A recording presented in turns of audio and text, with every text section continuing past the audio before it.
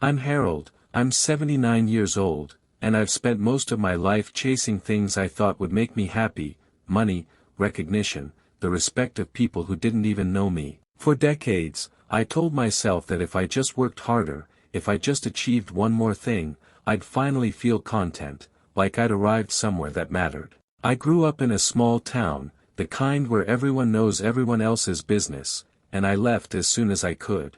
I wanted the city, the bright lights, the promises of success. I worked long hours, often missing birthdays, holidays, dinners with my family, all in the name of building a life that I believed would make me proud. I thought I was doing it for them, for my children, but mostly, I was doing it for myself, or at least for the idea of myself I wanted others to see. There were years when I thought I had it all. I had a corner office, a nice car, a house that gleamed on the outside but felt hollow on the inside, because the people who mattered most to me weren't there, or if they were, I wasn't really there with them.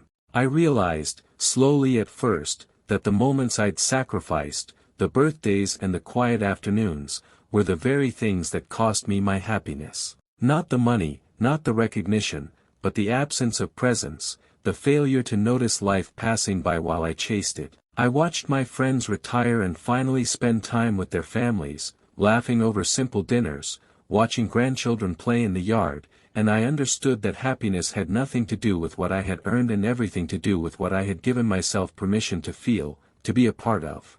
It's quiet, almost invisible, but it grows inside you when you're there for the people you love, when you let yourself notice the ordinary, the small, the fleeting moments that actually make life worth living. Now, at 79, I look back and I don't regret working hard, but I regret not noticing sooner that happiness doesn't come from what you take or achieve, it comes from the life you allow yourself to live fully, in connection with others, in attention and presence.